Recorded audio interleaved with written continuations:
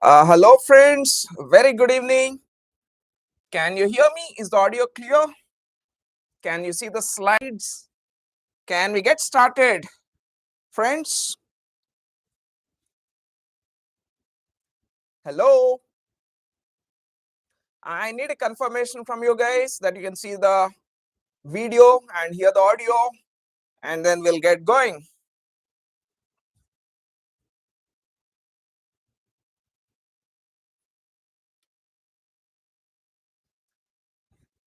All right, thank you, Arav. Hi, Arav. I can see that you joined. You missed the last few classes for some reason. Good evening, folks. Just as we promised yesterday, this is part 2 of the sample paper analysis. So yesterday we did verbal ability, we did English and logical reasoning. Today we're going to solve the quant part in depth, in detail. All 30 questions we're going to go through. As a part of it, we'll also be looking at which are the questions that are must do, which are the questions that are better left off. Obviously, we'll look at some analysis of question by question. All right. So everyone's aware by now, on Friday night, IIM-B released the sample paper, right?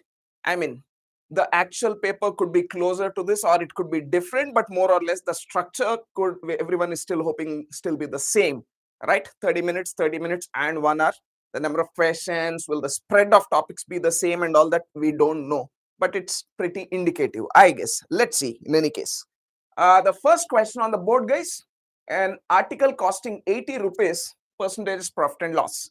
Arithmetic questions form a good chunk of most management entrance exams. Yes, I understand this is K-12, this is different from management entrance exams, but most arithmetic questions are must-do questions, meaning you can't twist them a lot, you can't make them unsolvable, you can't make them very difficult. Keep this in mind. You see any question from simple equations, ratio proportion variation, percentage profit and loss, partnership, simple interest, compound interest, time and work, time and distance, averages, mixtures, allegations, please do them, right? Unlike calculus or algebra or matrices or determinants or something where you can always find, a very tough nut, that won't usually be the case in arithmetic, right? So must do. I'm not going to skip this or leave this, right? An article costing 80 was marked 25% above the cost. All right, it's worth 80, marked 25%. 25% means one-fourth of 80, 20. So I marked it to 100 rupees. And then I offered a discount of X percent. All right, offered a discount of X percent. And what was paid? The customer paid 81 rupees. On 100, I offered a discount and the customer paid 81. So yeah, fairly easy. I offered a discount of 19%, right? All right. If the market price is increased twice successively by X percent, meaning instead of a discount, if the market price is how much? 100. If this 100 is increased by 19%, the same 19% 2 times, what will be the value, final value? First, let me find that value. How much is this? This is nothing but compounding 2 times, right? The first time it becomes 100 into 1.19. Second time it becomes 100 into 1.19 into 1.19. So this final value is 100 into 1.19 whole square. How do we find out 1.19 whole square? Without using a calculator. See, 1.19 whole square is 1. What is 19 plus 19? 38. What is 19 into 19? 361. 361, right? 1.4161. This is a very helpful technique, shortcut, something that you can use in a lot of percentages and compound interest related problems. For example, what is 1.05 into 1.07? Same technique. What is 5 plus 7? 12. 5 into 7? 35. No carry here. 1.1235. 1.08 into 1.09? 1.8 plus 9, 1.17, 8 into 9, 72, 1.1772. I saved a lot of time by not using the on-screen calculator. I have to operate with a mouse, right? So this is my value, 1.4161 into 100. So 100 became 141.61. This is the new market price. We marked it up 2 times.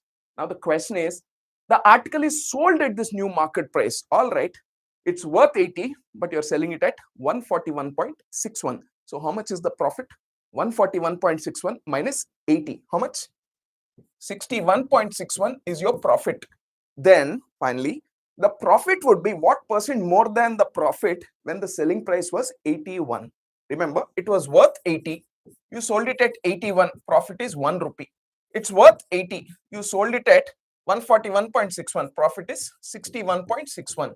So we are asked to compare these two values. 61.61 is what percentage greater than 1. Difference 61.61 minus 1, 60.61 by, right?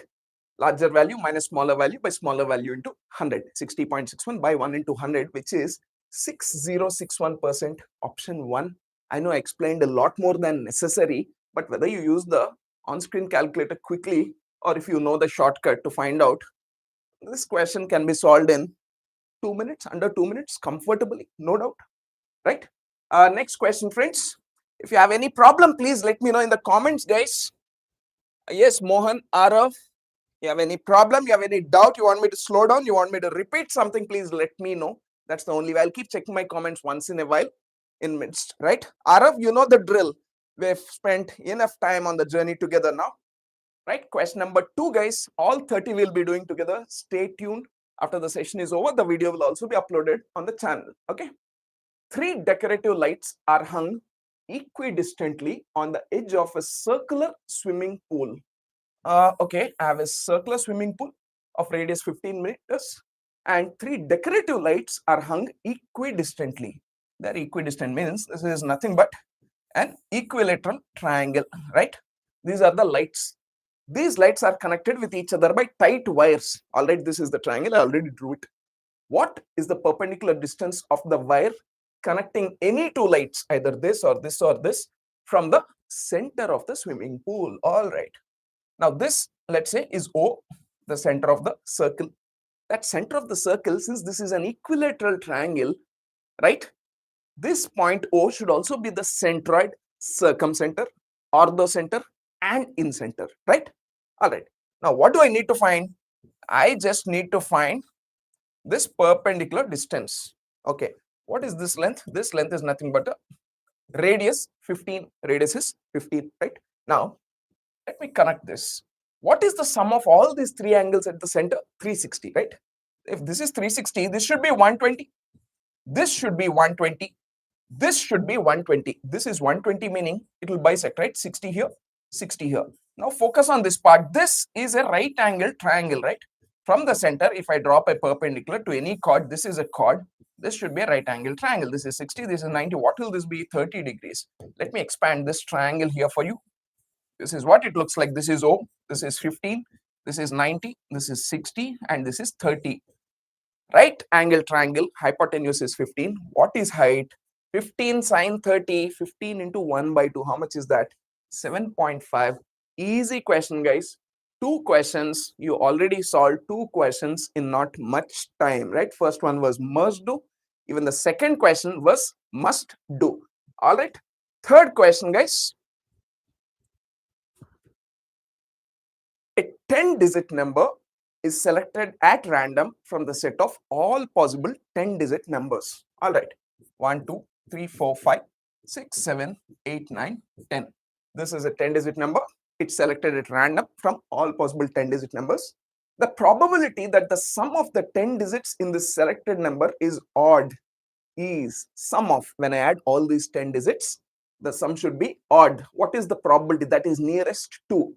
Intuition tells me it should be somewhere close to 0.5, right? Intuition, if I have to guess, see, every digit can be even or odd, even or odd, even or odd, and so on. However, the first place, the leftmost digit is more likely to be odd or even. Please tell me. There are 10 digits, 0, 1, 2, 3, 4, 5, 6, 7, 8, 9, right? Now, it's a 10-digit number, which means my leftmost digit can't be 0, right? This can only be 1, 2, 3, 4, 5, 6, 7, 8, 9, which means 1, 3, 5, 7, 9. It's possible that this can be an odd number in 5 ways, or it can be an even number in only 4 ways. There's a slightly less chance of the last digit being even, right? Let's see whether it even matters to us or not. Let's say, just to remove that doubt from my mind, the leftmost digit is even. Okay, that leaves me with how many digits? 9 digits, right? Now these 9 digits don't have any constraint, right? They can be even, odd, any combination, correct? Any digits can repeat. What happens when all 9 of them are even? When all 9 of them are even, the sum will be even, right? Okay, let me list down evens. All 9 are even, 8 are even, 8 are even, and 1 is odd. Okay, what happens? All 9 are even, this is even, even plus even will be even. All right. Now, what if 8 of them are even? This is also even. Sum plus odd will be odd. All right. 7 of them are even, then it will be even. 6 will be odd. 5 will be even. 4 will be odd. 3 will be even. 2 will be odd. 1 even, everything will be even. 0, everything will be odd. So 0, 1, 2, 3, 4, 5, 6, 7, 8, 9, 10 cases, half of them even, half of them odd. All right, so I put that doubt in my mind to rest. When the leftmost digit is even, there's an equal probability that the sum of, no matter what comes in the place of these 9 digits, the whole sum of these 10 digits, there's equal probability of that being even or odd. Okay, what if this is odd? Nothing changes. The same logic is once again applicable, right? I'll have 9 digits, their sum. I will do the same exercise once again, depending on whether all 9 are even, 8 are even, 7 are even, 6 are even, 5 even, 4 even, 3 even, 2 even, 1 even, and 0 even. Once again, I'll have a 50% probability. Half of them will be even, half of them will be odd. So yes, intuition meets mathematical rigor. So this probability is going to be 0.5.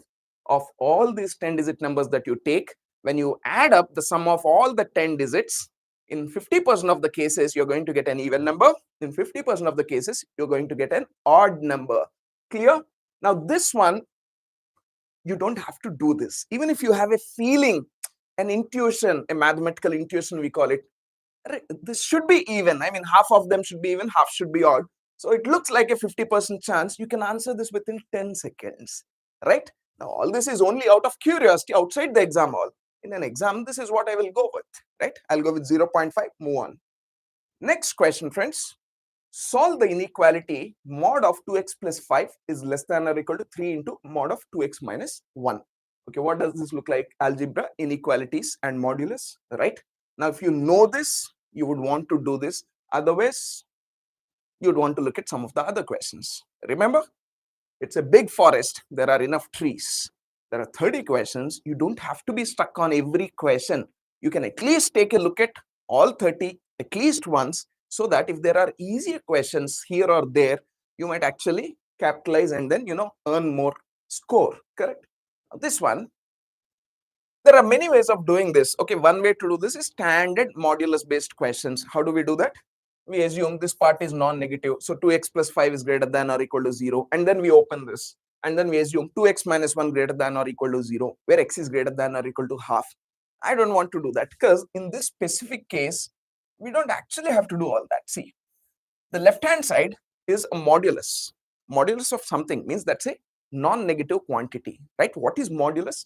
Modulus gives you the magnitude of that 2x plus 5 without bothering or worrying about the sign, whether it is positive or negative, right?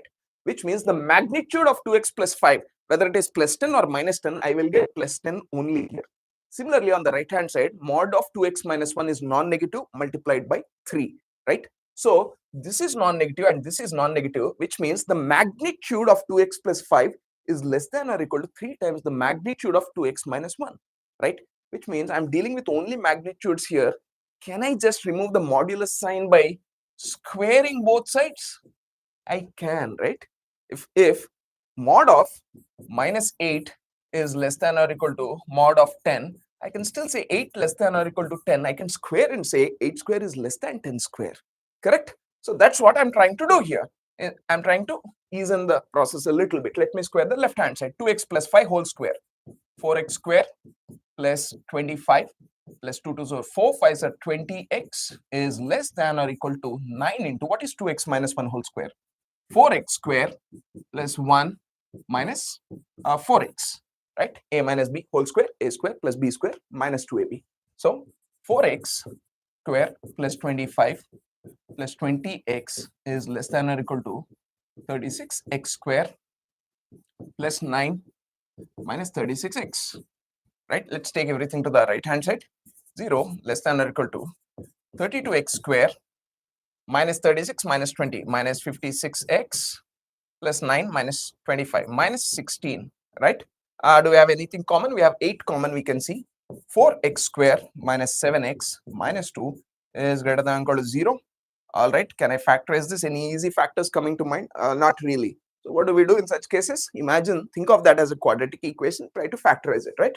Minus b plus or minus 7 plus or minus root b square 49 plus 4 2s are 8, 8 4s are 32 divided by 2 4s are 8. So 7 plus or minus, that is root 81 is 9.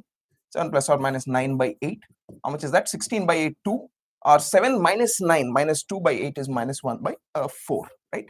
So x minus 2 into x minus of minus 1 by 4. X plus 1 by 4 is greater than or equal to 0. This is where we've come now, right? So what are the solutions to this?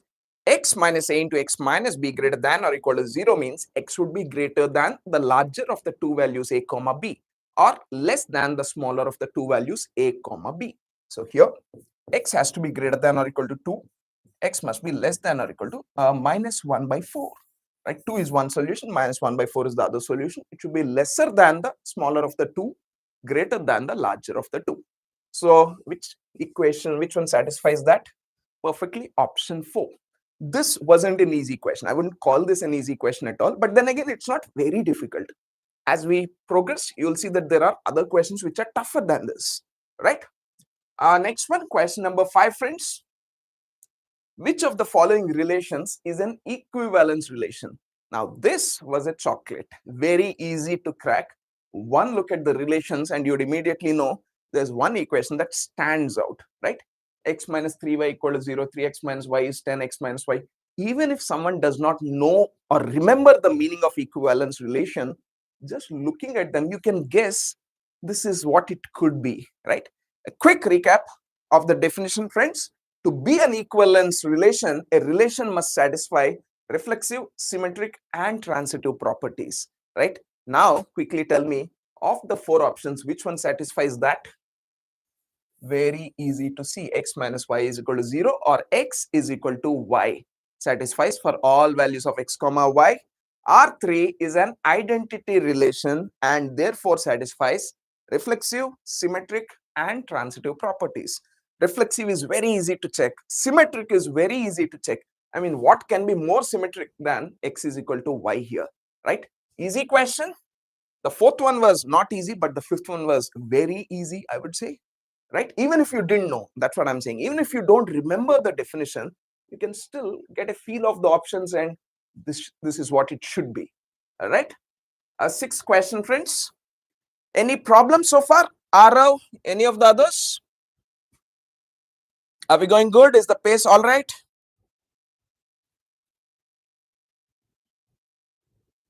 Great. Thanks, Arav. Stay attentive. We'll get through this. Time and work question. Arithmetic. Must do. Don't leave it. A can complete a piece of work alone in 120 hours. B can complete it alone in 180 hours. While C can complete it alone in 216 hours. All right. So in every cycle of 3 days, A works on day 1, B day 2, C day 3. Nth cycle, each of them work for n hours. All right. In the nth cycle, means cycle 1 consists of A, B, C, day 1, day 2, day 3. Again, cycle 2 consists of A, B, C, day 1, day 2, day 3. But in cycle 1, they worked for 1 hour, 1 hour, 1 hour, A 1 hour, B 1 hour, C 1 hour. In the second cycle, they'll work for A 2 hours, B 2 hours, C 2 hours, and so on. 1, 1, 1, 2, 2, 2, 3, 3, 3, 4, 4, 4, so on. All right. So what is the total number of days? Fine. There's no escaping it. Let's find the LCM of 120, 180, and 216 first, so that we can find out the total work. 120, 180, and 216. 120 and 180 are easier, right? You can see that 360 is a common multiple, right? And 360, 216, 216, 36, 10s are 6 are, I can take 72 outside again, 5 comma 3. 5 3 LCM is 15. 15 into 72, 720, 360. That should be how much? 1080, right? 1080 is the LCM that satisfies all these conditions. So total work is equal to 1080. Let's start there. Now, cycle 1, A will go first, then B will go first, then C will go first, right? What about A? In 120 hours, A can do 1080 work. So 1080 by 120. A can do 9 work per hour. B can do 1080 by 186 work per hour. And what about C? 1080 by 216. C can do 5 work per hour. 9, 6, 5. So the first, what are we calling it? Cohort? No, we're calling it cycle. Cycle 1, A goes first, A does 9, B goes next, does 6, C goes next, does 5. Cycle 2, again, twice the work will happen, right? I don't have to do this every time. All I can say is 9, 6, 15 plus 5, 20 work will happen in the first cycle. Second cycle, they'll be working for 2 hours each, which would be twice of that, right? So 40 work. Cycle 3, 60 work. This is essentially an arithmetic progression, right? So 20 plus 40 plus 60 plus 80 plus so on, dot, dot, dot. It goes on as an arithmetic progression. In the nth cycle, 20 n work will happen, right? By then, my work should be completed, okay? My work is roughly is equal to let's say 1080. Now, we don't know whether we'll get a round figure. At least the options are very clearly not round figures. So I'm going to get some overshooting or some falling short. Let's see. 20 into 1 plus 2 plus 3 plus so on till n is equal to 1080, right? What is this? 1 plus 2 plus 3 on so on is n into n plus 1 by 2 is equal to how much? This is 54, right? N into n plus 1 by 2 is 54. N into n plus 1 is how much? 108. Now, for what value of n will this be pretty close? N into n plus 1 is 108. Put n is equal to 10. 10 into 11 will be 110. It will overshoot, right? So what does it mean? I don't need to do the 10th cycle completely. Just a partial cycle is good enough, right? So cycle 1, remember how much work happened? 20. Cycle 2, how much work happened? 40. Cycle 3, so on till cycle 9. Let's get to the 9th cycle. 21s, 22s, 180 work happened. Can someone please tell me the total work in the first 9 cycles? It's an arithmetic progression. No, don't add them. 9 terms. Average will be first term plus last term by 2. 20 plus 180, 200 by 200. 100 is the average. How many cycles? 9 cycles. 900 work happened so far, right? 10th cycle begins. A is going on the first day. First day, A will go. How much work will A do? In 9th cycle, they work 9 hours each. In the 10th cycle, they have to work 10 hours each. So A can do 9 work per hour, 10 hours meaning 90. See, 900, but my target is how much? 1080. I'm still falling short. 180. 180 work has to happen, right? A came and did 90 work, and then B came and did 60 work. 90 plus 60, 150 is done. Still 30 is left, right? And then comes C. How much work should C do that day? 10 hours. 10th cycle, everyone is working for 10 hours. 5 tens are 50. C is supposed to work for 50 hours, right? Sorry, C is supposed to do 50 work, but how much work is remaining? Only 30 work is remaining, which means he has to work for only 30 by 50 of the day. Remember this part? Any day that your work is completed midway without needing the entire day, you will consider only Q by P of the day you're working for, right? He has to do only 30, but he can do 50. 30 by 50, he'll need only 0.6th day. Now the question, final question, how many total days did it take to complete the work? Each cycle is 3 days, 3 into 9, 27 days. This is the 28th day. This is the 29th day. Here you needed only 0.6 of a day. 27, 28, 29, 29.6 friends, option 4.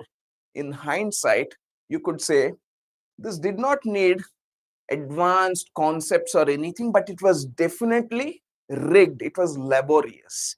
You had to do the whole thing in multi-stages, right?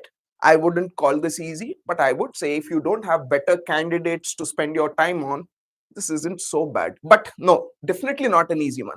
Doable question, but takes time, right? Would you agree with me? Next question. The perimeters of a regular hexagon and a regular octagon are equal.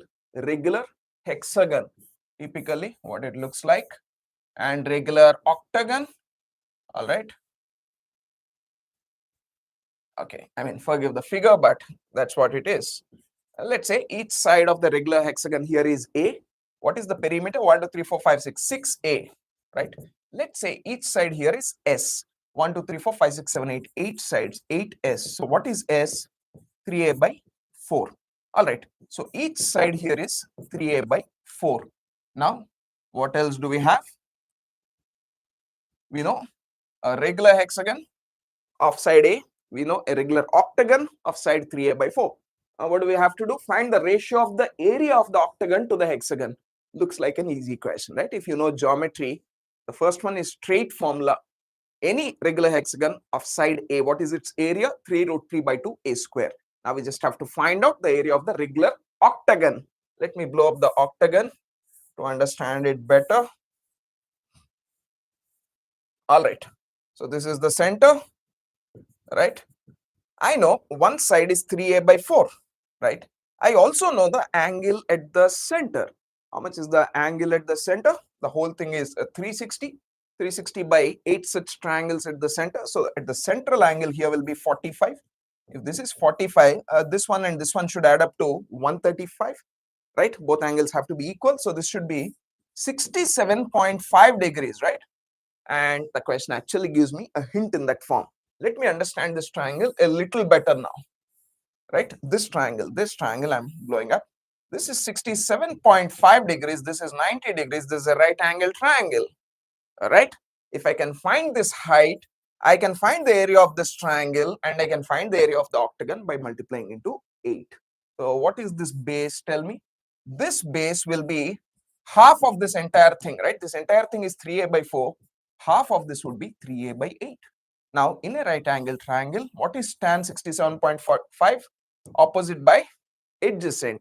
So, opposite by adjacent is root into root 2 plus 1. So, what will be this height?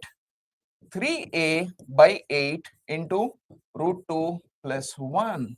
So, I know the height in this regular octagon. I know this height, which means I can find out the area of this triangle. What is the area of the triangle? Half into base. What is the base? 3A by 4 into height. What is the height? 3A by 8 into root 2 plus 1. What is this? This is the area of one such triangle, half into base into height. Multiply by 8 into 8. 8 cancels out. What do you have? 9A square by 2 4s are 8 into root 2 plus 1. This is the area of the regular octagon. Find the ratio of the regular octagon to the regular hexagon. What is the area of the regular hexagon? 3 root 3 by 2 A square. A square cancels. This is 2, this comes here 4. 9 into root 2 plus 1 by 4 is to 3 root 3. Do we have anything like that? No. It's a simple fraction. Fine. Bring 3 root 3 here. This 9 I can write it as 3 into root 3 into root 3, right? 3 root 3 cancels, 3 root 3 cancels. I'll have root 3 into root 2 plus 1, root 3 into root 2, root 6 plus root 3 into 1, root 3 divided by 4. So what is that? Root 6 plus root 3 divided by 4. That's option 3, guys. Not very difficult, not very time taking either, especially because some of you remember this formula pretty well. The first one's 3 root 3 by 2A square. The second one, quickly in your mind, imagine, okay, fine, I'll know half of this. I can find the height. Once I know the height, half into base into height times 8. Take the ratio of that and 3 root 3 by 2 A square. All right. Next question. Let f of x. All right, we're getting into inverse trigonometric functions now. Things are just gonna get a little bumpy. Tan inverse root 1 minus cos x by 1 plus cos x. If you do not know trigonometry very well, or if you do not remember inverse trigonometric functions or functions themselves so well, best to leave this question. Don't wrestle with questions you're not very comfortable, especially in an exam setting. All right. So here, what we're going to use is, for those who've done questions like this in the past, there is some similarity here, right? What is cos 2 theta? Cos 2 theta can be written as cos square theta minus sin square theta. You write it either as 2 cos square theta minus 1 or 1 minus 2 sine square theta, right? Remember everyone, cos 2 theta is 2 cos square theta minus 1 or 1 minus 2 sine square theta. That's what we're going to apply here. In the first case, we're going to apply this. In the second case, we're going to apply this. So let me just simplify that part for you. 1 minus cos x, I will write it as 1 minus 2 sine square x by 2. And in the denominator, I'll write this as 1 plus cos x is equal to 2 cos square x by 2 minus 1. Now you can see why we did that, can't you? 1 minus 1, this cancels out, minus of minus, it becomes plus. 1 minus 1 cancels out, this remains. 2 cancels out. What will you have? Root sine square x by 2 by cos square x by 2, which is root tan square x by 2. Square root of tan square x by 2 is simply tan x by 2. So tan inverse of tan x by 2. Tan inverse of tan x by 2 is how much? Simply x by 2. So we made a big leap here. All you needed here was to know how cos x can be written as 2 cos square x by 2 minus 1 or 1 minus 2 sine square x by 2. Once you cross that barrier, everything literally falls into place. Can I clear the board, guys? So here we've come to this point where f of x is equal to x by 2. This is what we have. Excellent. Now, a normal to, what is a normal? At any point you draw a tangent, the line that is drawn perpendicular to that is called the normal, right? So to y is equal to f of x, you are drawing a normal at the point x is equal to pi by 3. Okay, fine. F of x is x by 2. What is f dash of x? I need to differentiate by x to get the slope at that point, right? F dash of x, or simply d by dx of f of x is how much? F of dy by dx of x is 1 by 2. So at that point, for that matter, for this curve, at any point the slope is half. So a tangent, right? I need to draw a normal. So what will that have? A tangent and a normal will have their slopes in such a way that m1 into m2 is minus 1, right? So if this is the slope of the tangent, the slope of the normal should be how much?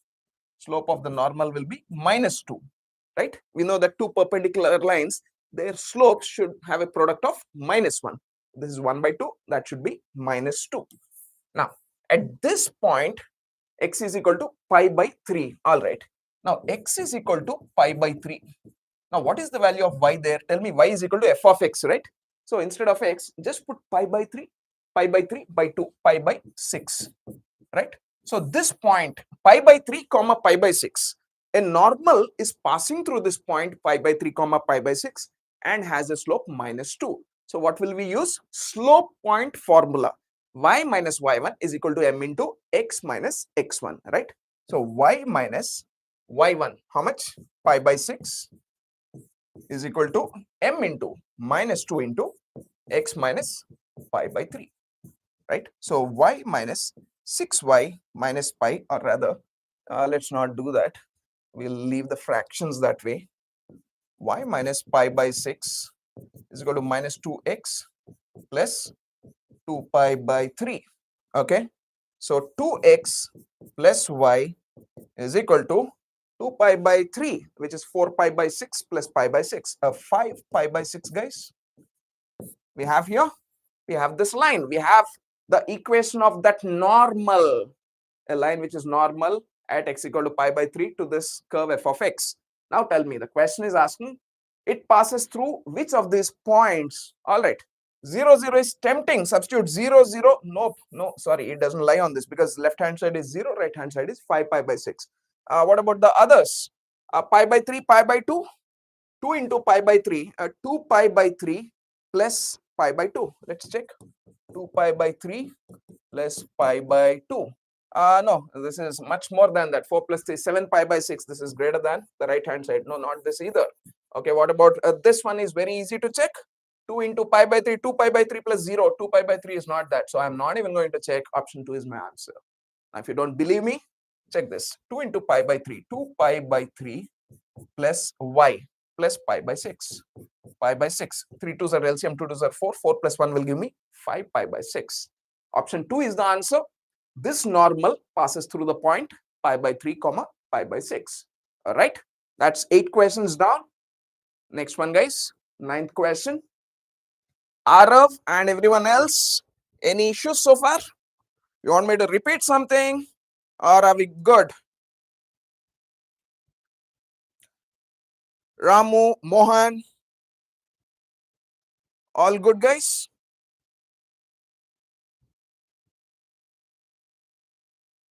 In a geometric progression, the first term is a, and a is not equal to 0, and the common ratio is r. All right, it's a geometric progression, ar square, ar cube, and so on, and the sum to infinity is s. All right, sum to infinity, what does it tell you? Whenever you are able to say the sum to infinity of a certain GP, which means the common ratio lies between -1 and 1, right? So a plus ar square plus so on till infinity, this is given as s. Now we know this formula, right? A by 1 minus r is equal to s. Sum to infinite terms, right? Where the common ratio is r and first term is a by 1 minus r is s. Now, if the second term of this geometric progression, what is the second term? AR. AR is the second term of the geometric progression, and it is equal to the negative of the sum to infinity. What is sum to infinity? A by 1 minus r. AR is equal to minus of a by 1 minus r. That's what we're being told, right? And since a is not equal to 0, I can cancel it on both sides. What happens here? R into r minus 1 is equal to 1. So r square minus r minus 1 is equal to 0. This is a quadratic equation. What would be the roots? Minus b, 1 plus or minus root 1 square plus 1 plus 4, 1 plus or minus root 5 by 2. These are the two roots, 1 plus root 5 by 2, 1 minus root 5 by 2. What is the value of greatest integer function of r? All right, first let me find the value of r. R is either 1 plus root 5 by 2 or 1 minus root 5 by 2. What is root 5? 2.236. 1 plus 2.236 is 3.236. 3.236 divided by 2 is 1.6 something. Hey, if r is greater than 1, you will not have anything like an infinite GP, right? You will not have a question of s. It will go on increasing till infinity. So r is not greater than 1. Because for that to happen, r should lie between -1 and +1. So what is this? 1 minus 2.236 divided by 2. 1 minus this is minus 1.236 divided by 2, which is minus 0.66 something. What is greatest integer function of minus 0.66? If it is 0.66, I will roll it down to the previous integer. I'll say 0. But this is minus 0.66. I'll roll it down to the lower one, right? Minus 1. My answer is the greatest integer less than or equal to minus 0.66 is minus 1. All right. Not a difficult one. A bit of a complex density, right? A bit of conceptual density, but the first few steps are fairly straightforward. A by 1 minus r is all you needed to know. You'll get a quadratic, you'll get two possible values. Just need to know what is greatest integer function, and tada, you have one more question in your kitty, right? So far, we've solved a good number of questions. If you realize, good number of easy or doable questions. None of these are very difficult. All right. I'm Manoj. Yes. Hope you are enjoying the class. You have any problem, please let me know so that I can repeat something if you have a problem, right? Moving on, guys. 10th question. We're roughly crossing the 1/3 mark. There are a total of 30 questions. This question. P, Q, and R enter into a partnership, percentages, profit and loss, partnership. What did we discuss? More often than not, you will get doable questions. Doable. I'm not calling them easy. I'm saying doable. You will not have very difficult questions from these topics. Okay. 3 friends entered into a partnership. P contributed 1/5 of the capital. 1/5 means P contributed how much? 20% of the capital. Okay. Q contributes twice as much as P and R together. Okay. Let's say R contributed X%. Q contributed how much? Twice as much as P and R together. P and R is 20 plus X. Q contributed twice of that. 2 into 20 plus X is 40 plus 2X%. Right? So this total, there are only 3 partners. So the total contribution should add up to 100. How much is this? 40 plus 20, 60. 60 plus 3X. 60 plus 3X should be 100. 3x is equal to 100 minus 60. 3x is 40, or x is equal to 40 by 3%. Now, how much is P's contribution? 20%. R's contribution 40 by 3%. And how much about this? 2 into 40, 80 by 3. 80 by 3 plus 40. 340 is 120. 80. This is 200 by 3%. All right. 240. 240 by 3. 80. 80 plus 20. 100. Perfect. Whole thing adds up. Those are the ratios of their investments, which means those should also be the ratio in which they'll be taking out the profits. Correct? If the profit at the end of the year is 5,55,540, this is cruelty. A simple comma here would have made it easier for us to read, but the lack of that comma also stumbles you and sets you back by about 2 seconds every time you read a big number like that, right? What is the difference of Q's share and the combined share of P and R in the profit? Q's share versus P and R's share. All right. I don't like denominators because here we're only talking about share finally, correct? I don't like denominators. Remove the 3, 20 into 3 is 60, right? Remove the zeros, remove everything else. This is 3, this is 10, this is 2, right? So P should get 3 parts of the total, Q should get 10 parts of the total, R should get 2 parts of the total, right? How much are P and R together going to get? They're going to get 3 plus 2, 5 parts out of the total. Total parts is 15, right? So they're going to get 5 by 15. The rest, 10 by 15, is going to Q, right? What is the difference? One guy gets 10 out of 15 parts, the other two together get 5 out of 15 parts. The difference is 5 by 15 or 1/3. Hey, this is such an easy figure now. I just need to find out 1/3 of 5,55,540. How much is that? 185, 180, 185, 180, 185, 180. Option 1. Easy question. Do not miss a question like this. You will regret it a lot. But of course, if you're saying, no, I just went through all the questions and then I came back and decided to solve this, that's okay. But do not miss questions as simple as this, right? We hardly did anything. 10 questions done. 1/3 of the session is done, guys. Now is the time. Arav, Ramu, Mohan, Manoj, if you have any doubts, please speak up now. Otherwise, I'll move on to the next question. You know how it works. No comments, no questions means you're following, right? 11th question, friends. Another question from functions now. Proper algebra. I can see f of x, g of x, and f of g of x. And there's a greatest integer function, right? If you're scared, if you don't like questions like this, great. Don't worry, there'll be other questions. There'll be many questions that are worth doing. All right. Yeah, Rav, thanks for the confirmation. So let's look at this question. F of g of x. What is g of x? Root 3 cos x plus sine x minus 1. Right? Instead of f of x, now I need to find out f of root 3 cos x plus sine x minus 1. And how is f of x calculated? Modulus of root 3 cos x plus sine x minus 1 divided by 2. All right, this is f of g of x. Let me find this first, the greatest integer, then the range. We are expected to find out the range. So to find out range, my denominator will not affect the range, only the numerator will affect the range, right? Now, we know something like this, yes?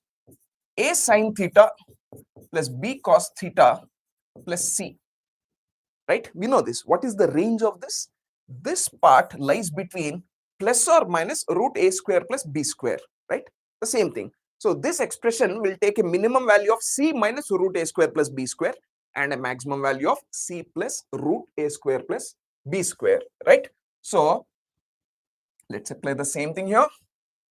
This numerator, this expression can have a maximum value of root over root 3 square plus 1 square. Root 3 square plus 1 square, 3 plus 1 is 2. 3 plus 1 is 4, right? Square root of 4 is 2. So this can at most be 2 minus 1 divided by 2, right? Or minimum will be how much? Minus of 1 plus 3, that will be minus 2. Minus 1 minus 2 will be minus 3 by 2, right? So in this case, 2 minus 1, 1 by 2, mod of 1 by 2 is 0.5. In this case, minus 3 by 2 minus 1.5 by minus 3 by 2 is minus 1.5. Mod of that will be simply 1.5, right? Either 1.5 or 0.5. Now I need to take greatest integer function of this. Greatest integer function of 0.5 is 0. Okay, greatest integer function of 1.5 is 1. So there are two possible values. It will be minimum this, maximum this. Minimum of this, greatest integer function of the minimum value is 0. Greatest integer function of the maximum value is 1. So only two possible values are there. F of g of x has a range from 0 to 1, not from, it's not 0 to 1. It's not 0 to 1. It's just two values. It's either 0 or 1. There's a difference in the brackets. Don't forget. All right. That's question number 11. Moving on, guys. Question number 12. Let A, B, and C be three sets. A minus B minus looks like a very easy set to me. Simple Venn diagram, I think, should help us. This is a Venn diagram A, Venn diagram B, and Venn diagram C. The previous question we just did, it doesn't look very easy though. If you know it, you can do it. Otherwise, conceptually, there are some hiccups. Okay, but this one looks very easy to me. A minus B minus C is not equal to, all right. From A, remove all the parts of B. Remove this part, A minus B. That's gone. Only these two regions remain. Now remove C also. A minus B, done. Now remove C also. This is also done. So I'm only interested in this part. This is the part that represents A minus B minus C. It is not equal to, all right. So it is not equal to one of them, which means it should be equal to three of them. All right. Let's look at the first one. A minus C minus B. A. This is a good property, I know, right? What do we call it? Associative or commutative? A minus B minus C should be same as A minus C minus B, right? So obviously that will be equal to this. I don't have to do anything, right? What about the second part? A intersection C complement intersection B complement, all right? A intersection B complement everything outside B, all right? Intersection with A. So I'm interested only in this part and this part. A, this is A, this is B, this is C. B complement means everything outside B common to A, only these two regions. That intersection C complement. So I don't want C also. This is also gone, which means it's only this part. Perfect. 2 is also equal to the given one, A minus B minus C. Now what about the third one? A minus B intersection C. This is A, this is B, and this is C. What is B intersection C? This part. Now from A, I just remove this part. What will I be left with? This, and this. Three parts. This and this are not equal now, right? Here I'm interested only in this one, only A region. Here I'm getting only A and B, as well as only A and C. This is not equal to that. So 3 is my answer. Fourth one, no need to check. Fourth one wouldn't be the answer, right? Because of the 4, only 1 isn't equal to that, right? Moving on. 13th question, guys. Arun scored 25, 13, 12, and 22 points in the 6th, 7th, 8th, and 9th basketball games, respectively. All right. I have 4 games, 6th, 7th, 8th, 9th games. The scores are given. Okay. His points per game average was higher after 9 games than it was after the first 5 games. Interesting piece of info. First 5 games, and then 6th, 7th, 8th, 9th, and then we're talking about the 10th game, right? In the 6th, 7th, 8th, 9th games, he scored how much? 25, 13, 12, 22. 13, 12, 25, 25, 25, 50, 22, total of 72 points, right? Now here he's saying his points per game, his average was higher after 9 games than it was after the first 5 games. What does it mean? In these 4 games, he improved his average, correct? What does it mean? His average in these 4 games should be higher than the average here, right? So what is the average here? 72 in 4 games. How much is that? 72 by 4. Average is 18, correct? Which means here the average should be less than 18. If the average were 18, 18 5s are 90 points. Total points here should be less than 90, or it should be less than or equal to 89. This much I can say, right? Because the average here is lower than the average in the next part. Thanks to these 4 games, his average went up. Now tell me, if his average after 10 games was greater than 19, okay, at the end of 10 games, his average is greater than 19, meaning total score should be greater than 19 into 10, 190, right? Total score is greater than 190 points, right? Now, what is the minimum score, the least number of points that he scored in the 10th game? Now tell me, this will be minimum. This is already fixed when this is maximum, right? Total max plus this plus 72 plus this score is greater than 190. That will be minimum is this is maximum. What is the maximum value here? 89. Let's assume this is 89. This is 72. 89 plus 72. How much? 161. At most, I can get only 161 points from here.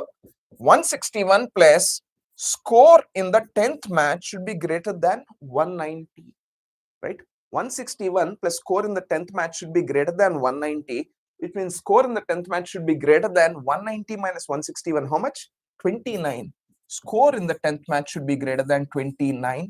Greater than 29 means these are points in a game. They can't be 29.1.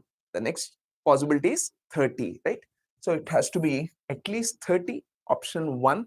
Simple application of averages. But yes, this wasn't very straightforward, not your typical a plus b plus c by 3, a plus b plus c plus d by 4 kind of a thing, but not very difficult, right? Just a little presence of mind, some calm would have helped you get to this point, right? Here at most, it's only 89, but there it's fixed 72. All the remaining score should come from the 10th match. All right, question number 14, guys. The integer n for which limits, a question from calculus, limits, guys, come on. Sin x minus x by x power n into tan x is a finite non-zero number. All right, I see the question and I know something. I know that limit x tends to 0, sin x by x is 1. I also know limit x tends to 0, tan x by x is equal to 1. Let's see if I can use that. And what is the value of n? This x is here, x power n, right? Let me rearrange it. Sin x minus x by x into x power n minus 1. This would be, this is into tan x by x, right? Now, when x tends to 0, tan x by x would be 1. I don't have a problem here. Okay. This would be sin x by x power n minus 1 minus x by x power n minus 1. Okay. Sin x by x, limit x tends to 0 is 1. That I know. So, if my denominator is x, just x, meaning n minus 1 is 1, meaning n is equal to 2.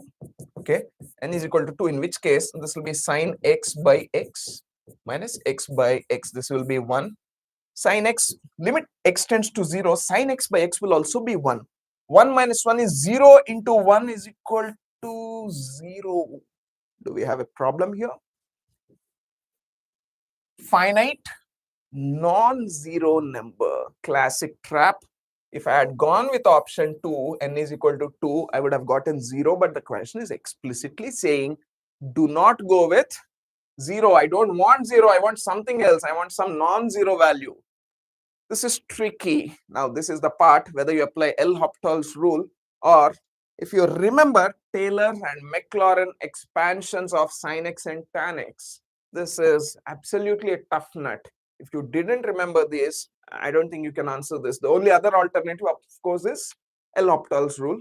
Take the numerator and denominator, keep differentiating both of them till you get a non-zero value. All right. So, but this is really what it is. Take the value of sin x and,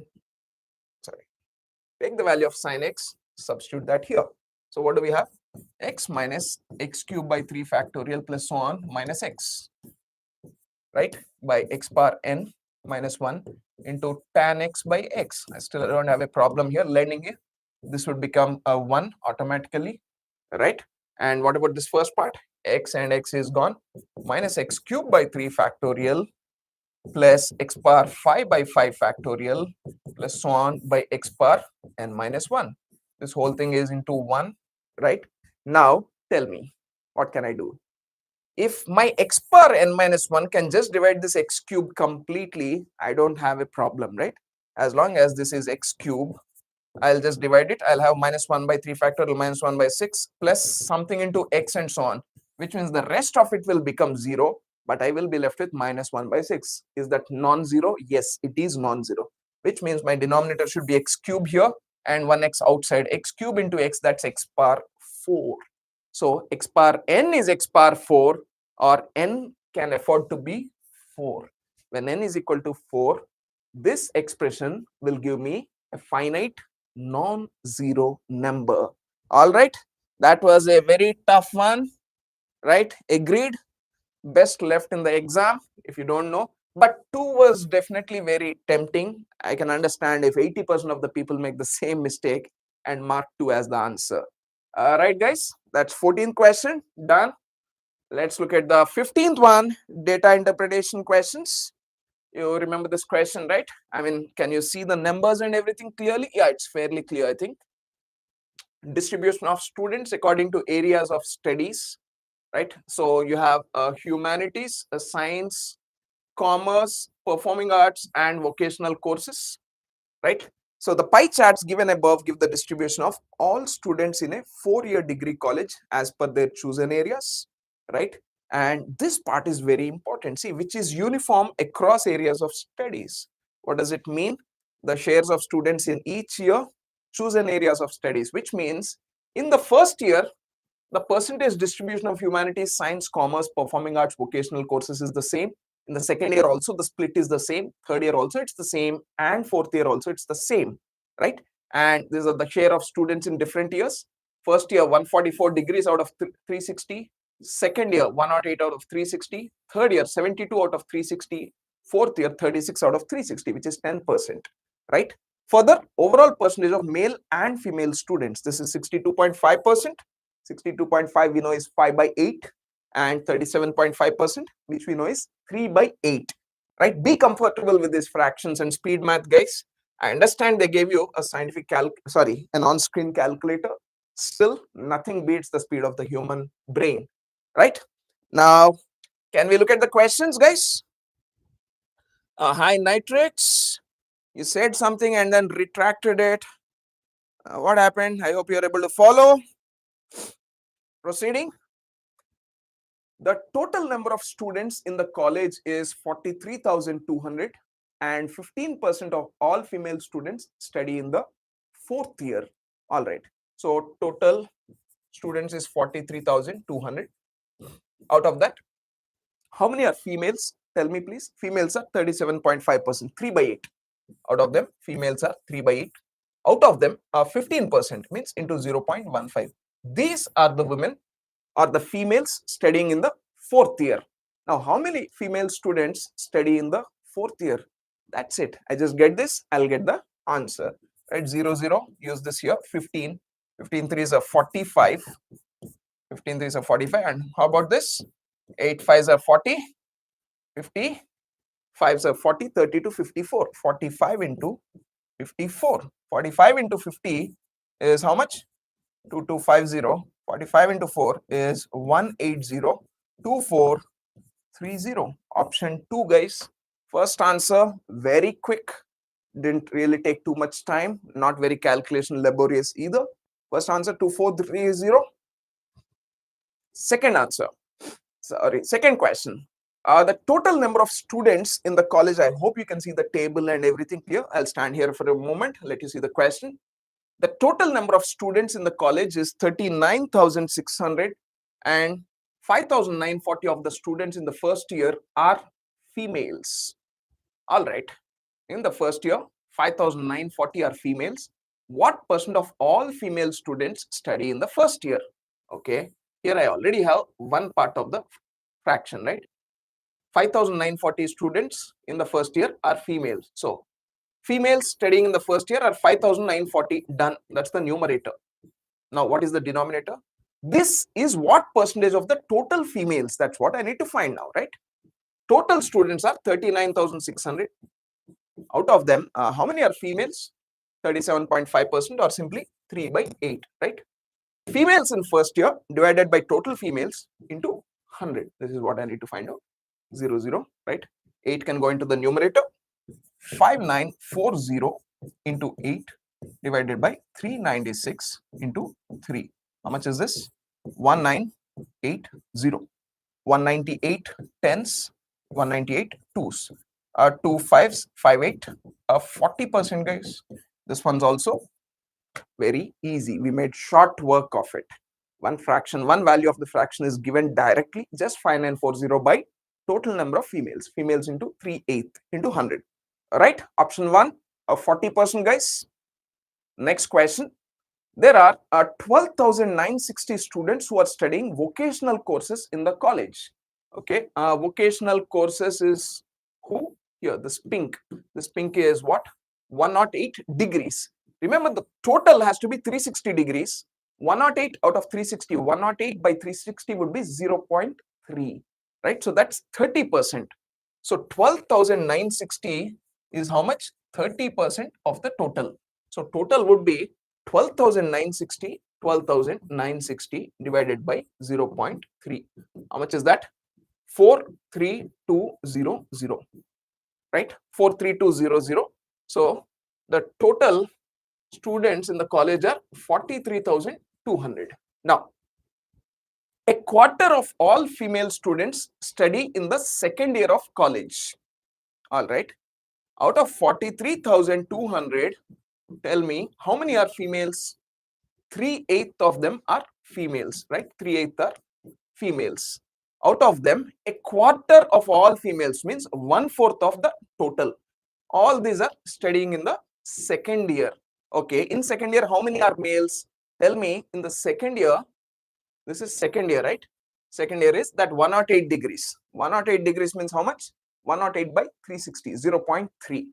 So 0.3 into 43,200. This is the total number of students in the second year. From this, if I subtract that, I should get the number of males, correct? So check this, 8, 5, sir, 40, 32, 400. All right, okay. Now 4 into 1350. 1350 into 3, how much? 4050. This is the number of females in the second year of college. This is the total number of students in the second year of college. 0.3 into 43200. How much?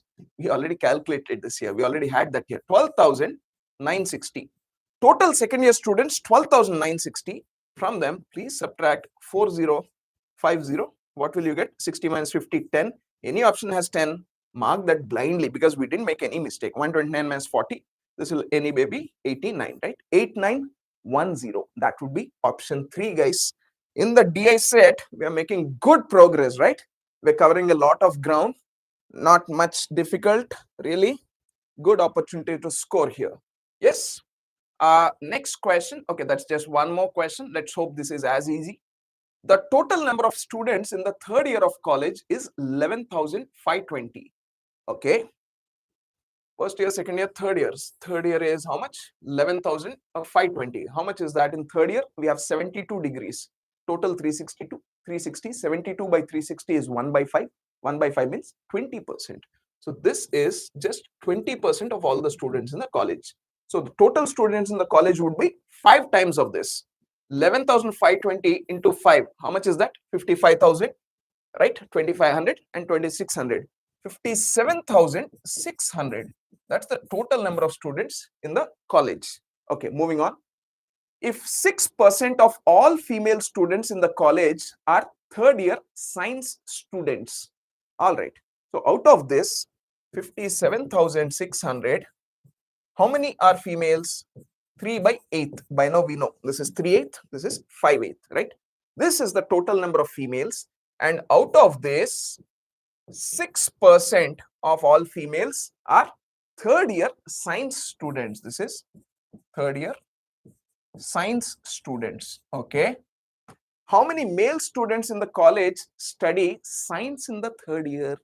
All right. First of all, third year, how many are studying? 1/5, 11,520, right? Out of those 11,520, how many would be studying science? 45 degrees. 45 by 360. 45 by 360 would be 1 by 8. So 1 by 8 out of 11,520. This would be the total students studying science. Now, so from this, when I subtract the females, I will get the males. All right. So how much is this? 8 7s are 56, 7 2s are 16, 0 0. All right. 0 0 cancel here. So how much is that? 672, sir. 432. 432 into 3. 6 7s are 6 2s are 12. 7s are 432. 432 into 3 would be how much? 1296. Total females is 1296. Now, how much is this? Tell me. Total strength here 11,520 divided by 8. 8 ones are 8, 35, 8 fours are 32, 1440. Right? From 1440, that's the total number of students in third year in science. Out of that, I already know the number of females is 1296. The balance should be males, right? 1296, 4 more is 1300. This is 140. 140 more is 1440. 140 plus 4, 144. Is there an option? Yes. Option 4 is 144.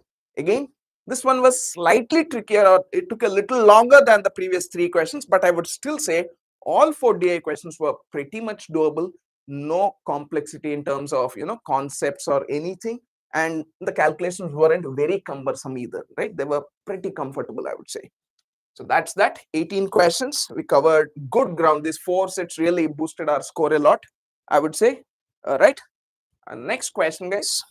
Now, this question, there was a problem in the sample paper, right?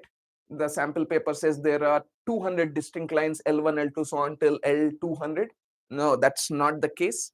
If you had 200 lines, then your actual answer isn't here among the options, right? But instead, if you replace the 200 with 50, if there are 50 distinct lines, the answer is actually here. All right. So there are 50 distinct lines, L1, L2, L3, so on till L50. All lines 4n, where n is a positive integer, are parallel to each other.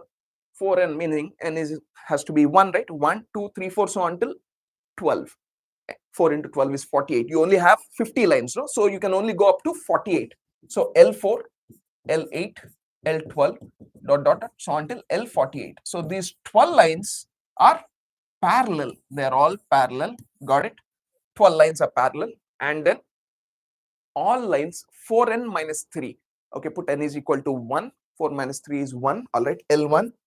And then the next one, it's an arithmetic progression simply, right? L5, L9, L13, so until which would be the last one? 4 into 12, 48 minus 3, 45. But you can fit one more, 49 also, right? L49. So what would it be? 13 lines. These 13 lines pass through a point P. All right. So there's some point P through which 13 lines are going to pass this point P. Okay. I talked about 12 lines here and 13 lines here, right? Now, the maximum possible number of points of intersection of pairs of lines in this set, okay, L1 to L50, what is the maximum possible number of points of intersection of these lines, any 2 lines at a time, right? When will this be maximum? When I don't have any more events such as this, meaning one point, only 2 lines will meet. I do not want 3 lines to meet. I don't want 4 lines to meet, right? I want each set of 2 lines to meet at different points. So that way I can maximize the number of points, right? So total, how many lines do we have? 50 lines. Out of them, select any 2 at a time, 50 C2 ways. Will this give me the answer? No, it won't, because these 12 lines are parallel and among themselves they'll never be meeting, right? So I need to subtract that. Those 12 C2 I'll have to subtract anyway. Further, anything else? These 13 lines are all meeting at the same point, right? So when I do 13 C2, I won't get 13 C2 points. I'll get only 1 point. So I'll subtract 13 C2. But in doing so, I subtracted this point P also. So I'll just add it back, right? So 50 C2, total number of points of intersection possible for these 50 lines. Out of them, these 12 will never meet. So all those combinations subtracted. These 13 C2 already met only once. So the remaining are subtracted, right? 50 C2 is 50 into 49 by 2, right? 50 into 49 by 2 is 25 into 49, right? How much is that? 245 into 5, 1225 minus 12 C2 is 12 into 11 by 2, right? 66 minus 13 C2 is 13 into 12 by 2 minus 78 plus 1. All right. So 1226 minus what is this? 66 plus 78 minus 144. What will that give me? 1082. So option 3, 1082. Not an easy question, tricky one, but at least it won't waste time, right? There's not much you struggle with and write equations and all that. Tricky one, definitely doable if you've done questions like this before, right? You've done a lot of these questions, right? There are 20 lines in a plane, 5 of them are parallel, 10 of them never meet kind of constraints. That is what it is. All right. 20th question, guys. Yasin was traveling from city A to city B. Okay. Traveling from A to B. Any questions, guys, so far? You've been very quiet. Arav, Lakshita, Meet, everyone. Are you there? I can't see any of your messages. All right. So Yasin was traveling from city A to city B. He traveled the first 1/5 of the distance at 10 kilometers per hour. All right. 1/5 and 3/20th of the remaining distance. Okay, multiples of 20s. So let's say the total distance is 100x. Right. The first part is 1/5 is how much? 20x. Right. And then he travels how much? 3/20th. 3 by 20 into 100x. How much is that? 3 by 20 into this would be 15x, right? 20 plus 15, this whole thing is 65x, okay? And that again is traveling at 2 parts. Of the remaining, he's traveling 1 part, okay? 20, 15x, this is some k, this is some 65x minus k, right? Okay. The first part is traveling at 10 kilometers per hour, and the next part is traveling at 15 kilometers per hour. Of the remaining, he traveled some part at 20 and the rest at 12. Okay. And his average speed for the entire trip was 16 kilometers per hour. So time taken for the whole trip. See, these 100x's are common to all sides. So I think we'll just remove the x's, right? We'll save some time there. For the entire trip, the average speed was 16. So left hand side, time taken for the entire trip. Right hand side, time taken for those 4 trips, right? So let's see. Let's remove this. Let's just make it 20, 15, k and 65 minus k, right? Total time taken is 100 by 16, total distance by average speed. And that is how much? 20 by 10. 20 by 10 is 2 plus 15 by 15 is 1 plus this distance k by 20 plus this distance 65 minus k by 12, right? So what do we have? Let's simplify this. Let's take LCM for the whole thing. 16, that's 20, 12, 240. 240 works, right? 100 by 16 minus, just bring this to the other side. 100 by 16 minus 3. 100 by 16 minus 3 is equal to my right hand side. I'll take the LCM. 240. 20 12s are 12k plus what is this? 12 20s are 20 into 65 minus k, right? 100 minus 48, this is 52 by 16 is equal to 12k minus 20k minus 8k plus 20 into 65, 1300 by 240. What is this? 16, this is 15s. 15 into 52, how much? 52 into 15, 520 plus 260, 780 is equal to minus 8k plus 1300. Carry to the other side, 8k is equal to 1300 minus 780. How much is that? 1300 minus 780, that would be 520. K is equal to 520 by 8. How much is that? 8 6 are 48. 5. K is equal to 65. All right, that comes as a surprise. K is equal to 65 means this part is 65. 65 minus k, this part never existed. So you reached your destination already. 20, 15, 35, 65, 100. Perfect. Now the question, what part of the entire trip did Yasin cover at 20 kilometers per hour? What part? This was the part. 65 out of 100, so 65%. Okay, we don't have that. 65 out of 100 would be 13 by 20 as a fraction. Option 1, guys. Time and distance question, fairly straightforward. Write a simple equation, equate the left hand side and right hand side. This was an interesting surprise. right? So this part that was talked about was actually 0. He never traveled at 12 km per hour. All right, option 1, 13 by 20, guys.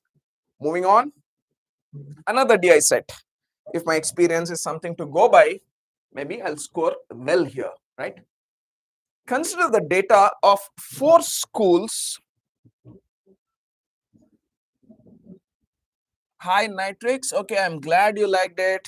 You have something else to add, please. You have a problem, you have a doubt, please let me know so that I can repeat that part. All right. Consider the data of 4 schools in a city in the table below. Okay, school 1, 2, 3, 4. 9th class, 10th class, 11th class, 12th class. This is the total number of students, and I have percentage of boys.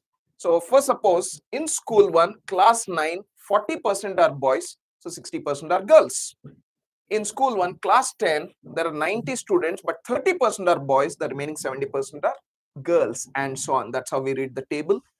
That's it, not dwelling much on it because there's nothing I can do with it. Everything depends on the question, right? So the number of girls in 11th class in school 3, okay, school 3, 11th class, 100 students. Out of them, 65% are boys, so 35% are girls. 0.35 into 100, 35. All right, I have 35. I know the number of girls, class 11 in school 3 is approximately what percent of the number of boys in 9th class in school 2? All right, school 2, 9th class, check this, 150 students. Out of them, how many are boys? 30% are boys. 30% of 150. 0.3 into 150 is how much? 45. So 35 girls are what percentage of 45 boys? 35 by 45 into 100. This is 5 sevens, this is 5 nines, 700 by 9. Okay, what do we do? 9 sevens are 63. 9 sevens are 63. Remainder 7, 70. Once again, 9 sevens are 63. Once again, remainder is 7. So 7, 7, 77.77%, guys. Okay, this one, option 1, 77.78% rounded off. Right? Easy question. I think once again, we're on a roll in the DI set. First question was pretty easy, I would say. No time wasted, no heavy calculations. Right? Nitrix, Arav, all good at your end? Next question. In class 12, the number of girls in the school dash, okay, is more than the combined number of girls in the school dash and dash. All right, let's focus on class 12 and girls. This is boys. From that, I'll get the complement, I'll get the girls. Okay, school 1, tell me. 80% are boys, so the remaining 20% are girls. 20% means 1/5, 1 by 5. 1 by 5 of 125, 25 girls. Done. School 1. Next one. 45% are boys, meaning 55% are girls. 55% of 100, 55. All right. Next one. 60% are boys, so 40% are girls. 0.4 into 120, how much? 48. Done. Next one. 40% are boys, so 60% are girls. 60% of 150, 90.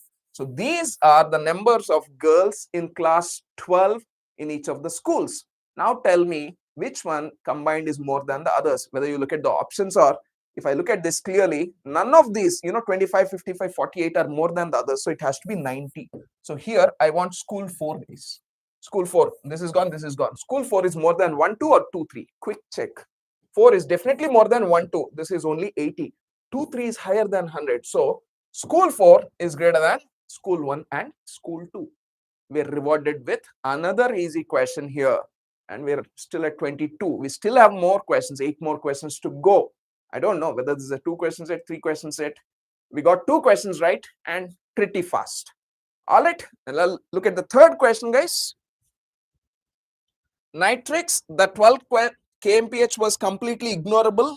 Only after we realized, he covered the entire distance, the entire 65 at 20 kilometers per hour and not before that, right? We deduced that. The question laid a trap there. The question sort of wasted my time because it made me write that equation.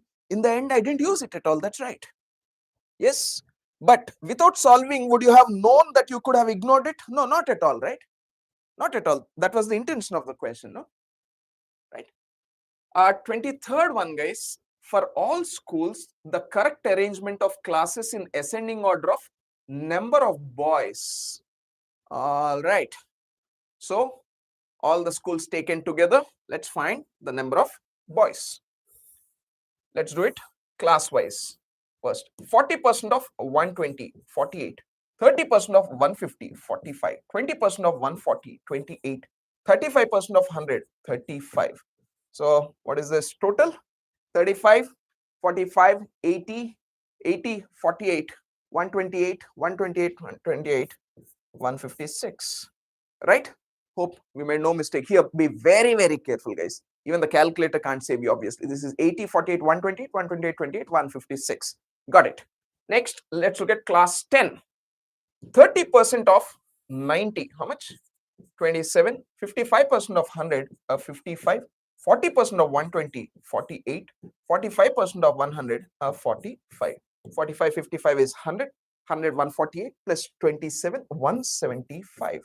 All right, that's class 9 and class 10. Now class 11, 60% of 150, 90. 50% of 120 is 60. 65% of 100, 65. 80% of 80, 0.8 into 80, 64. Right? 64 plus 65, 129 plus 60, 189. 189 plus 90, 279. Okay, this is a huge bump. 156, 175, and all of a sudden 279. Then last class. All right, let's take this. 80% of 125, 0.8 into 125. How much is that? 100. 45% of 100, 45. 60% of 120, 72. 40% of 150, 60. Right? 60 plus 45, 105. 105 plus 100, 205. 205 plus 72, 277. All right. Lot of effort in this question. Not so easy, not difficult, but laborious, no doubt. I want ascending order, which is the smallest. All right, this is class 9, 10, 12, 11. 9, 10, 12, 11. All right, that's option 2, guys. It was laborious, but it was not very difficult. It just needed some quick calculation on your feet. All right. Our 24th question, guys. Take a quick look in the meanwhile. All right, no comments. All good so far? On arranging schools in descending order of total number of girls in all classes, the correct order is, okay, arranging schools in descending order of total number of, all right, in the previous question, it was total number of boys in all classes. Now we have to take the complement of that. Now, if we had the previous figures, it would have helped perhaps, but let's do it afresh anyway. Right, let's do it class wise once again. Oh, no. Sorry. Here we have to do school wise. Okay, got it. Let's do this now. Let's do instead, let's do the calculation here only. Okay, take school 1. Take class 9. Class 9, 120, 40% are boys. So the girls should be remaining 60%, right? 0.6 into 120. School 1, school 2, school 3, and school 4. Let's do it like this.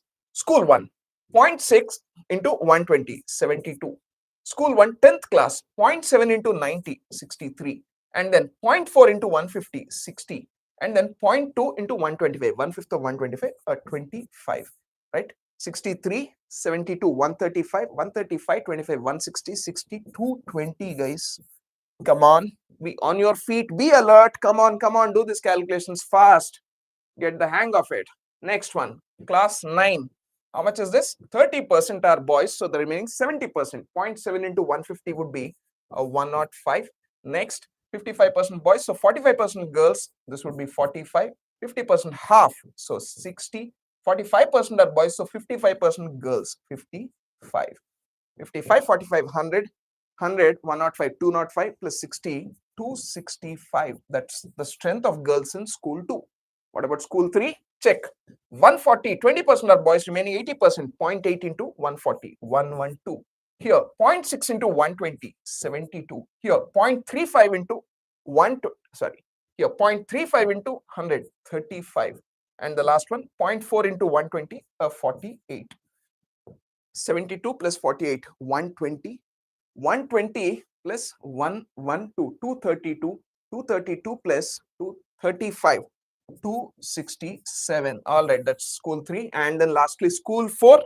We are close to our destination. All right, guys. So 35% are boys, so remaining 65%. 65 are girls, 45% boys, 55%. 55 are girls, 80%, 20%, 0.2 into 80, 16, 0.6 into 150, 90. So 55 plus 65, 120, 120 plus 90, 210, 210 plus 16, 226. All right, I have all the figures now. The correct order is descending order. Don't do the ascending order, descending order. School 3, school 2, school 4, school 1. So 3, 2, 4, 1. 3, 2, 4, 1, guys. That's option 2.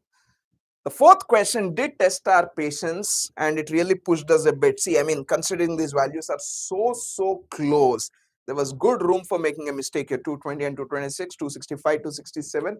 Nonetheless, we persevered, right?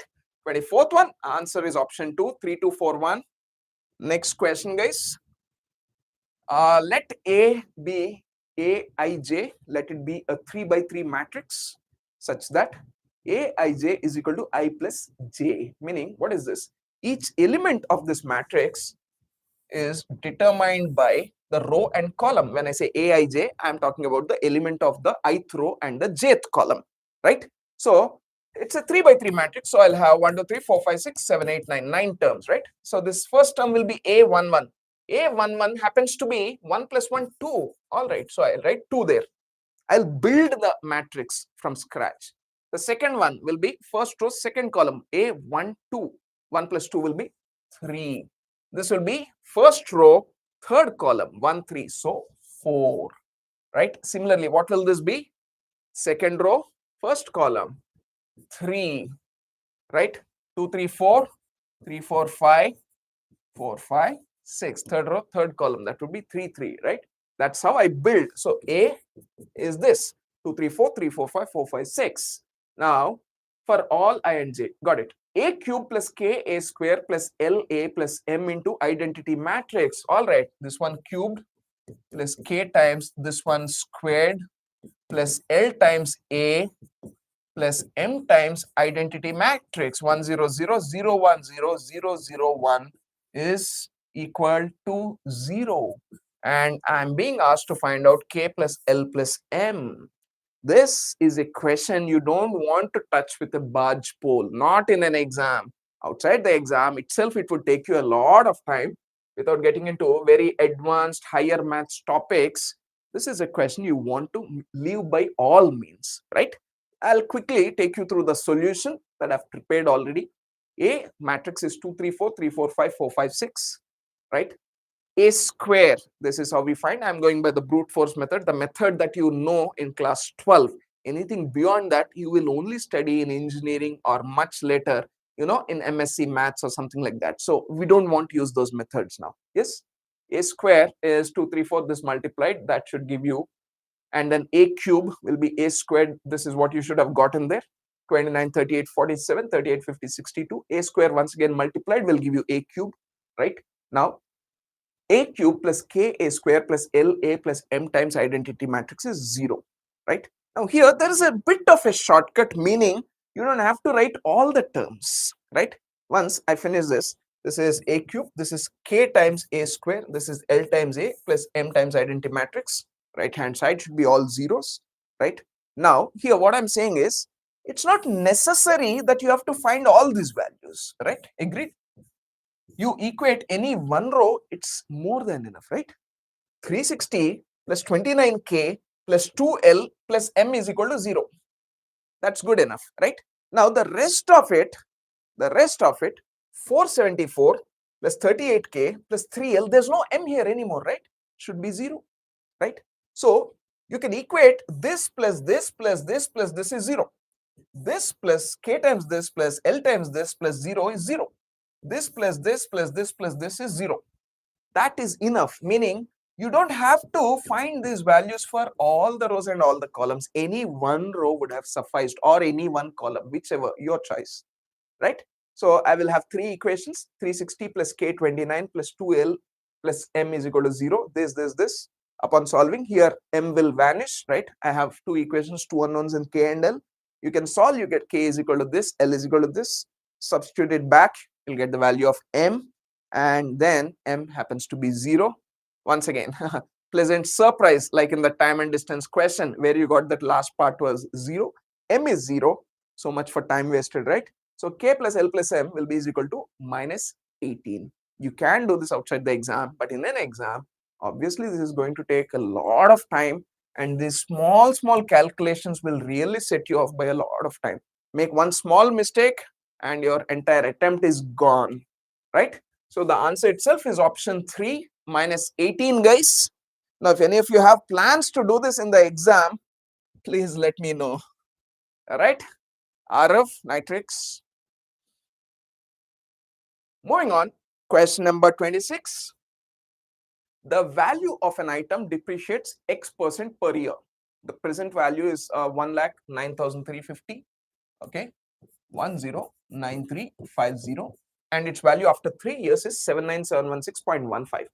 Let's say it depreciates by X% every year into 1 minus X% or 1 minus X by 100. It depreciates how many times? 3 times. Cube is equal to 79716.15.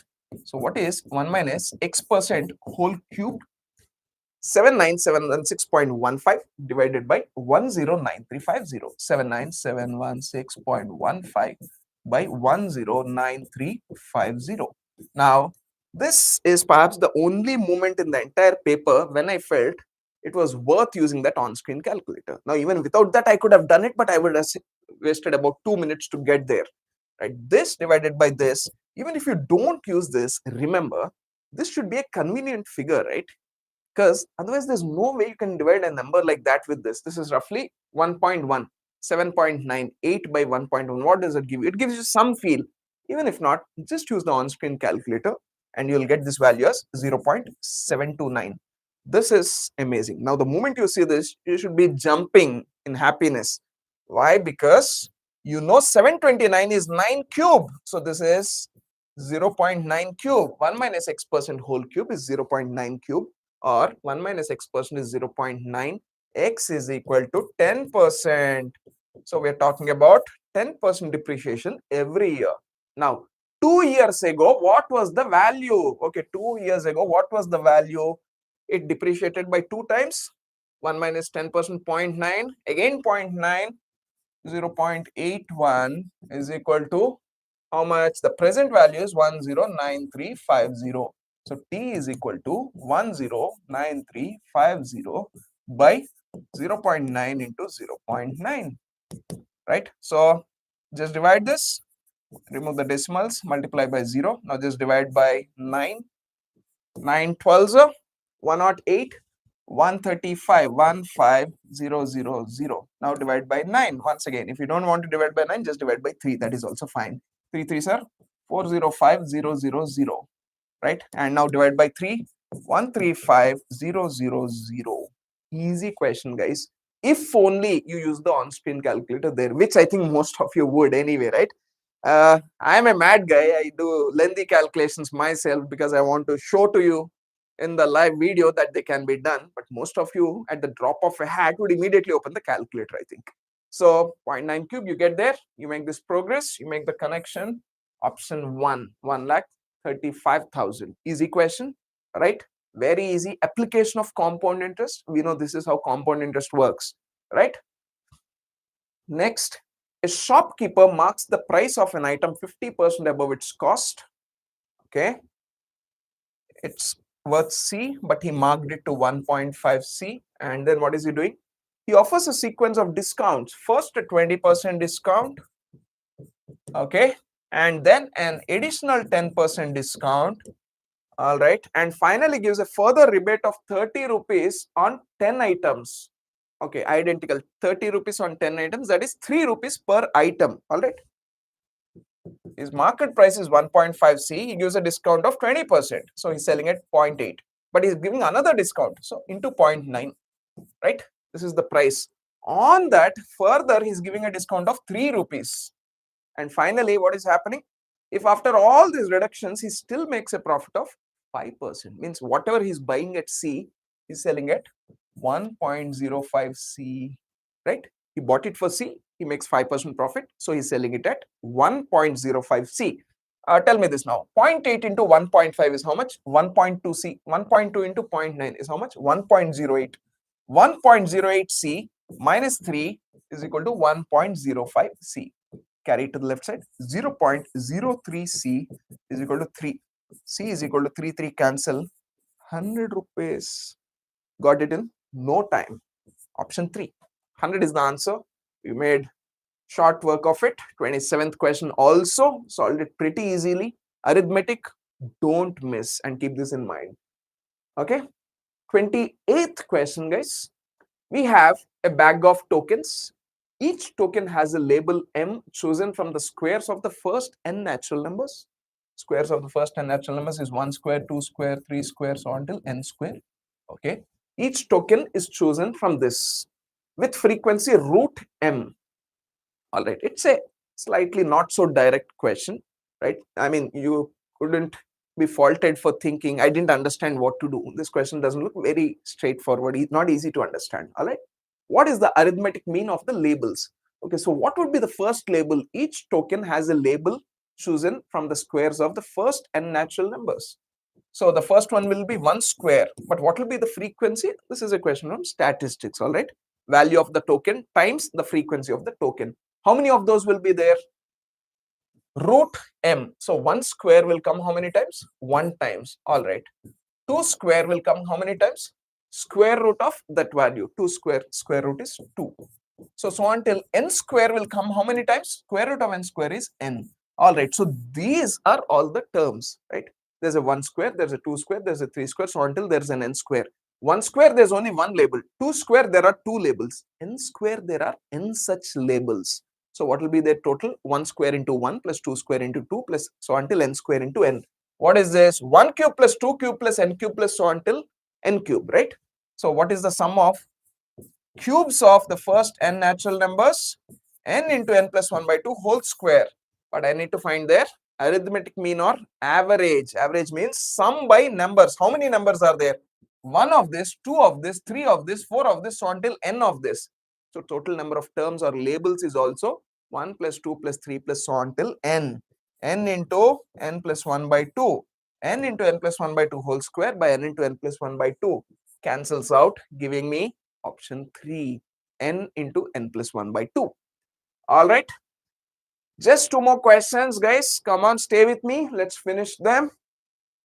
The shape of the tangent, the slope of the tangent to the curve y is equal to x square minus 4 cos x is maximum when x is equal to, okay, y is equal to x square minus 4 cos x. This is a function, this is a curve, right? Dy by dx will give me the slope of this, right? Dy by dx is equal to how much?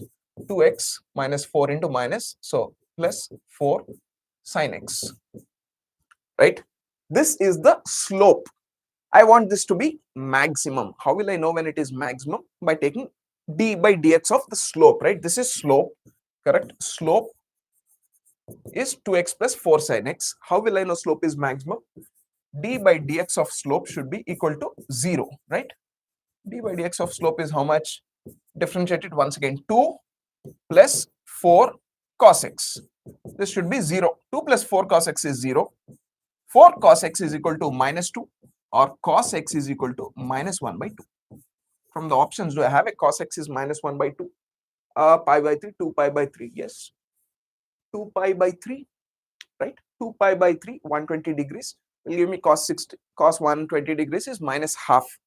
Right? So what can I say here? 2 pi by 3 works, but do I know that's the local maximum or minimum? If you have a doubt, try differentiating it once again. Differentiate this once again. D by dx of 2 plus 4 cos x is how much? This goes minus 4 sin x, right? Minus 4 sin x. Please, in the place of x, substitute x is equal to 2 pi by 3, 2 by 3 into 180. How much? That's 120 degrees. Sine of 120 is positive, so this is negative. This is negative means this is the maximum value, right? So at cos x is equal to minus 1 by 2, we are getting a 2 pi by 3, where the slope of this tangent is the maximum possible. All right. Next question, guys. Last question of the day. Let A cross B denote the Cartesian product of sets A and B. If the cardinality of A intersection B is 10, then the cardinality of A cross B intersection B cross A. Now, this is a pretty easy question. If you remember, take any two sets A and B, right? What is the Cartesian product of A intersection B?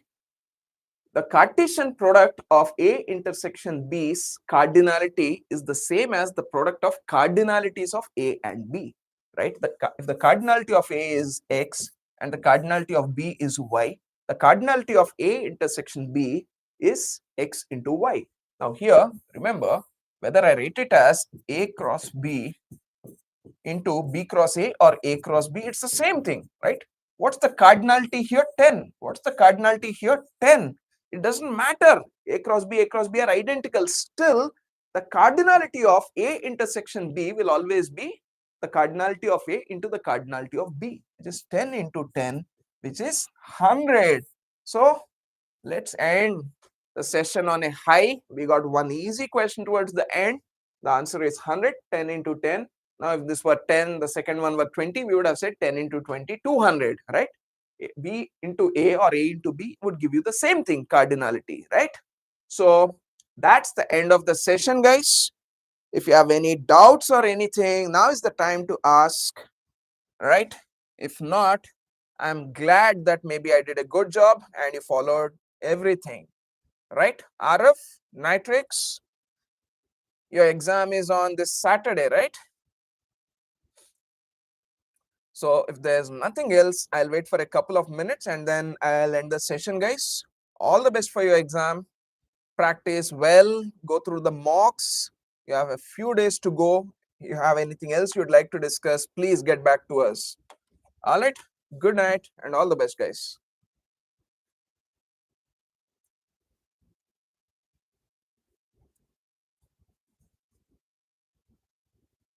I am around for a couple of minutes, but if there's nothing you'd like to say, I'll end the session soon. All right.